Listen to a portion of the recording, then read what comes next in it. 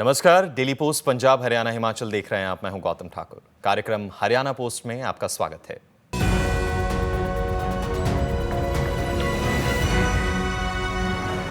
हरियाणा की मनोहर सरकार स्वस्थ जीवन के महत्व को समझती है और जानती है कि एक स्वस्थ शरीर ही खुशहाल जीवन का आधार होता है और एक खुशहाल और स्वस्थ व्यक्ति ही राज्य के विकास में अपना योगदान देकर राज्य को विकास की ऊंचाइयों पर ले जा सकता है। इसी सोच के साथ आगे बढ़ते हुए मनोहर सरकार कई योजनाओं को चला रही है और इसी कड़ी में केंद्र सरकार द्वारा शुरू की गई ई संजीवनी योजना का विस्तार भी कर रही है, ताकि घर बैठे लोगों तक एक फोन कॉल के माध्यम से उम्दा डॉक्टरों द्वारा चिकित्सकीय परामर्श उन्हें मिल सके। कैसे, आइए जानते हैं। लाखों लोगों तक पहुंच रहा ई संजीवनी योजना का लाभ। सीएम मनोहर का उद्देश्य लोग हों स्वस्थ, जीवन हो खुशहाल। नशा मुक्त हरियाणा के लिए लगातार प्रयासरत मनोहर सरकार। दुनिया में आई कोरोना नाम की महामारी ने लोगों के जीने के तरीके को पूरी तरह से बदल दिया। जीवन में ज्यादा से ज्यादा इस्तेमाल टेक्नोलॉजी का बढ़ा है। कोरोना काल में स्वास्थ्य के क्षेत्र में एक जरूरत बढ़ी और वो थी घर बैठे ही सामान्य बीमारियों का इलाज केवल फोन के माध्यम से मिल सके।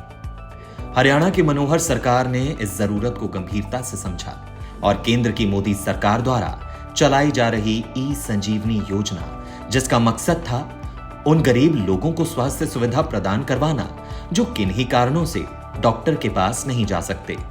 मनोहर सरकार ने ई संजीवनी योजना को और मजबूती प्रदान करते हुए कई डॉक्टरों को 24 घंटे लोगों की सेवा में लगाया, ताकि लोगों को घर बैठे ही इस योजना का लाभ मिल सके।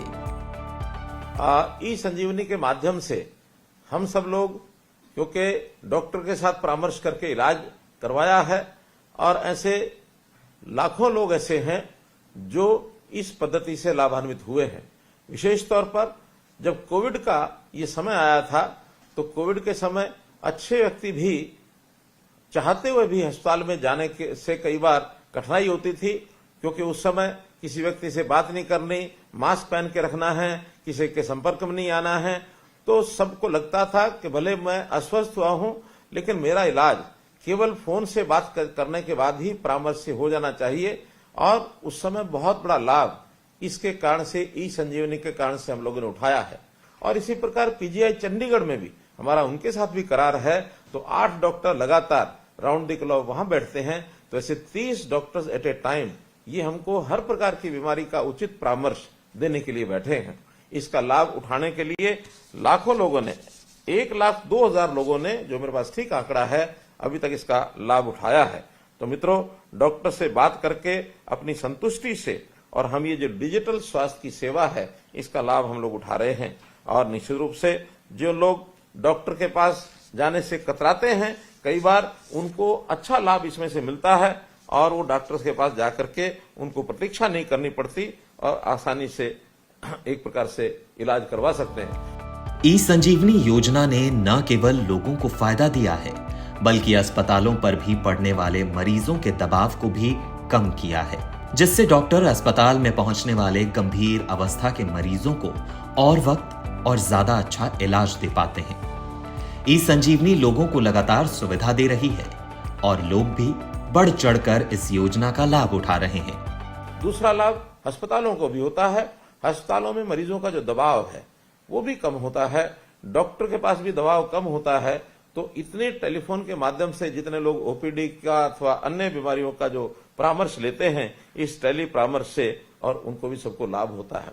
मैं तो आपको अपना एक अनुभव बताता हूं। मुझे भी कोविड के दौरान इस कोविड की बीमारी में से गुजरना पड़ा था और इसके बाद जो आफ्टर इफेक्ट्स हुए थे, जो उसके बाद कुछ तकलीफें शेष रह जाती हैं, तो हमारे एक डॉक्टर मित्र ने, यहाँ से एक दूर डॉक्टर थे, दूरी अधिक थी, तो वहां जाने की बजाय उन्होंने कहा कि आज हम टेली परामर्श के माध्यम से इनसे दवाई पूछ लेते हैं। और उन्होंने टेली परामर्श के माध्यम से दवाई पूछी। एक 5 मिनट में सारी बातचीत बता दी गई, डॉक्टर ने अच्छी दवाई भी दे दी और उस डॉक्टर की दवाई को सेवन करने के बाद मुझे उसका लाभ भी हुआ।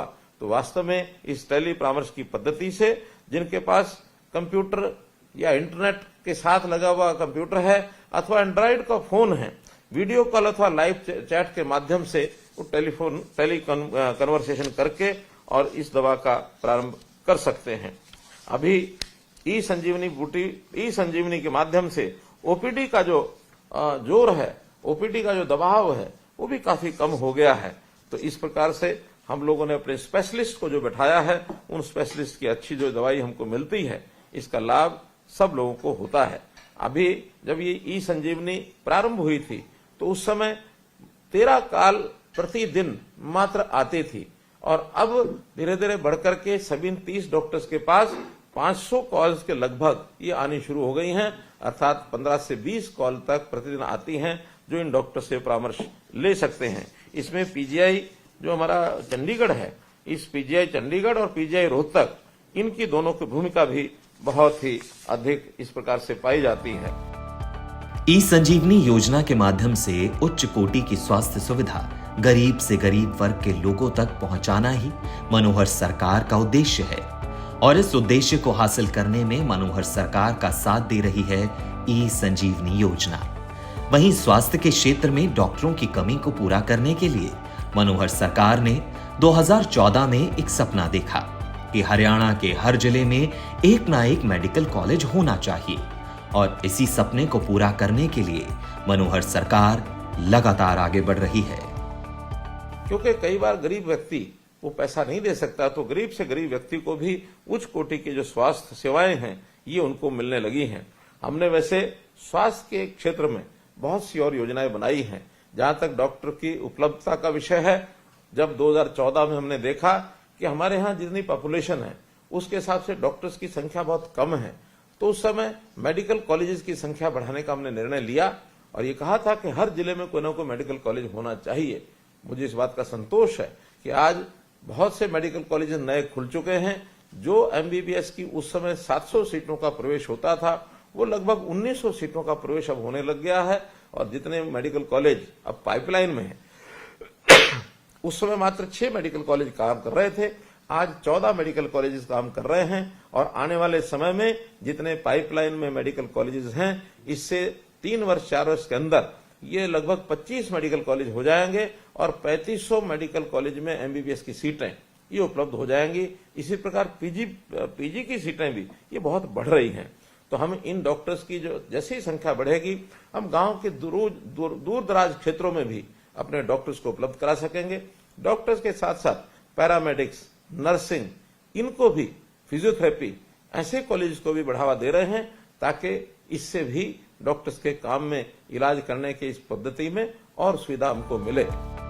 लेकिन हरियाणा की मनोहर सरकार की एक सोच है कि आखिर हरियाणा के लोगों के जीवन के स्तर को कैसे बदलते वक्त के साथ और बेहतर किया जाए। इसीलिए मनोहर सरकार केंद्र की योजनाओं से जोड़कर राज्य की योजनाएं भी चला रही है, जिसका उदाहरण है मोदी सरकार द्वारा चलाई जा रही आयुष्मान भारत योजना, जिससे भारत के लाखों लोगों को लाभ मिला।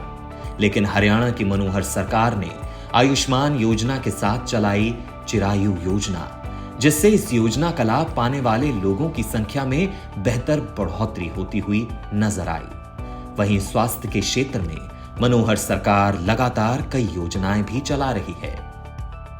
इसी प्रकार से हमने आयुष्मान भारत, मालूम है कि देश में प्रधानमंत्री जी ने जो आयुष्मान भारत की योजना चलाई, इसमें गरीब व्यक्ति को 5 लाख रुपए तक का मुफ्त बीमा ये सारे देश भर में लोगों को दिया गया है।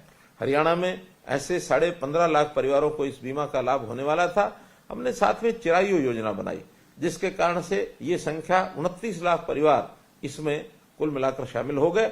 बाद में जब ऐसा भी लोगों की डिमांड आई कि 1,80,000 रुपए वार्षिक से ऊपर 3 लाख रुपए तक के लोगों को भी इस योजना का लाभ मिले, तो हमने बहुत कम राशि, केवल 1500 रुपया वार्षिक योगदान से, और इसको ऐसे लोगों के लिए भी खोला है जो अपना रजिस्ट्रेशन हम करा रहे हैं। तो 8 लाख लोग, परिवार इस योजना में 1,80,000 से लेकर 3 लाख तक की जो योजना है, ऐसे 8 लाख नए परिवार इसमें जुड़ेंगे। अगर ये सब जुड़ते हैं तो लगभग 37 लाख परिवारों को ये सुविधा उपलब्ध हो जाएगी। हमारी आबादी का यानी 55% एक प्रकार से जो जनसंख्या है, इस आबादी से, इस योजना से लाभान्वित होगा। जहां आज के बदलते खान पान में अपने आप को स्वस्थ रखना एक चुनौती से कम नहीं है, वहीं नशा एक ऐसा अंधकार जो नौजवानों को लगातार अपनी आगोश में लेता जा रहा है। इस नशे रूपी अंधकार को मिटाने के लिए मुख्यमंत्री मनोहर लाल की सरकार वचनबद्ध है और मुख्यमंत्री मनोहर लाल ये जानते हैं कि इस नशे को नौजवानों के जीवन से निकालने का सबसे बड़ा हथियार है जागरूकता। और इस जागरूकता के लिए मनोहर सरकार कई अभियान चला रही है। इसी कड़ी में 25 दिन की साइक्लोथॉन भी आयोजित की गई, जिसमें लाखों नौजवानों ने भाग लिया। लेकिन इसके साथ साथ मैं तो एक और प्रकार की बात भी हमेशा हरियाणा के समाज को सब कहता रहा हूं कि स्वस्थ रहना, एक तो स्वस्थ होना या बनना, एक स्वस्थ रहना, इसमें दोनों में अंतर है। स्वस्थ रहने के लिए वास्तव में यदि हम बचपन से ही अपने स्वभाव को, आदतों को, खान पान को ठीक करें और जीवन में कुछ चीजें अगर हम आवश्यकता अनुसार उसको अंगीकार करें, उसको अडॉप्ट करें, तो बीमार ही नहीं होंगे। आखिर हम बीमार क्यों हों? बीमार न होने के लिए हमारा खान पान कैसा है, हमारी दिनचर्या कैसी है, इसके लिए भी हमने जगह जगह पर आयुर्वेदिक पद्धति से वेलनेस सेंटर्स, इनको कई जगह खोला है और भी जगह खोल रहे हैं। व्यायाम पार्क, व्यायामशाला गांव के अंदर ये भी खोली जा रही है और वहां जाकर के योग करें, व्यायाम करें। खेलों में हरियाणा बहुत आगे है। खेल खेलने से भी हमारा स्वास्थ्य जो है वो ठीक होता है। और हमारा हरियाणा का युवक, दुर्भाग्य की बात है कि कई इलाकों में व्यसन जो उसको नशे का होने लगा है, ये भी कोई बहुत ही एक बुरी बात है जिससे उसका शरीर और स्वास्थ्य बिगड़ता है। इसके लिए भी हमने अभियान चलाया है, ड्रग फ्री हरियाणा, किस प्रकार से शराब मुक्त, नशा मुक्त ये हमारा हरियाणा इस प्रकार से हो, इस ओर जनता में जागरूकता पैदा करने के लिए पिछले दिनों में आपको मालूम है कि हमने 25 दिन की एक साइक्लोथॉन, साइकिल यात्रा ये निकाली। लाखों लोगों ने इसमें भाग लिया। लोग इसमें जागरूक होने की एक जो आवश्यकता होती है उसको करने के लिए एनजीओज भी आगे आए हैं, सरकार आगे आई है, संत महात्मा बहुत बड़ी संख्या में आगे आ रहे हैं जिनको समाज की चिंता है। तो ऐसे सब लोग मिल करके अपने नागरिकों का स्वास्थ्य कैसे ठीक हो, हमारा नागरिकों का स्वास्थ्य अगर ठीक रहता है तो स्वस्थ नागरिक, स्वस्थ हरियाणा, और यदि स्वस्थ हरियाणा रहता है तो हमारे बहुत से काम अपने आप आगे बढ़ जाते हैं। आखिर हमारे स्वास्थ्य पर ही निर्भर करता है कि एक व्यक्ति अपने निजी काम के लिए कितना समय लगाता है। बीमार होता है तो उसकी समय की कटौती होती है, वो स्वयं भी परेशान होता है, परिवार भी परेशान होता है। तो हमारे परिवार के लोग भी परेशान न हो, वो भी स्वस्थ भी रहें और वो एक प्रकार से चिंता मुक्त हों। तो हम सब मिल करके पहला प्रयत्न हमारा होना चाहिए कि हम कैसे शुरू से ही स्वस्थ बने रहें, बीमार न हो। और हाँ, यदि बीमारी के कहीं लक्षण मिल जाए तो nip the evil in the bud, अर्थात बुराई को जड़ से ही मिटाने के लिए हमको प्रारंभ में ही प्रयत्न करने चाहिए। और उसके बाद इलाज के लिए गरीब आदमी का पैसा खर्च न हो, इसके लिए चाहे आयुष्मान भारत की बात है, चिरायु हरियाणा की बात है, निरोगी हरियाणा की बात है, ये सब योजनाएं हम चला रहे हैं। आप इनका लाभ उठाइए और अच्छे डॉक्टर्स, अच्छे कंसल्टेंट ये हमको मिले, इनकी संख्या हम बढ़ा रहे हैं। कुल मिलाकर ये सब काम इसीलिए किए जा रहे हैं कि हम स्वस्थ, हमारा हरियाणा स्वस्थ, देश स्वस्थ, ये होगा, हम सबका भला होगा। हरियाणा की मनोहर सरकार इस बात को बखूबी जानती है कि खुशहाल जीवन का आधार होता है निरोगी शरीर, और एक निरोगी शरीर ही प्रदेश को विकास की ऊंचाइयों पर ले जाता है। हरियाणा का एक एक व्यक्ति स्वस्थ रहे, इसी सोच के साथ आगे बढ़ रही है हरियाणा की मनोहर सरकार। फिलहाल आज के हरियाणा पोस्ट में इतना ही। मुझे यानी गौतम ठाकुर को दीजिए इजाजत और देखते रहिए डेली पोस्ट पंजाब, हरियाणा, हिमाचल।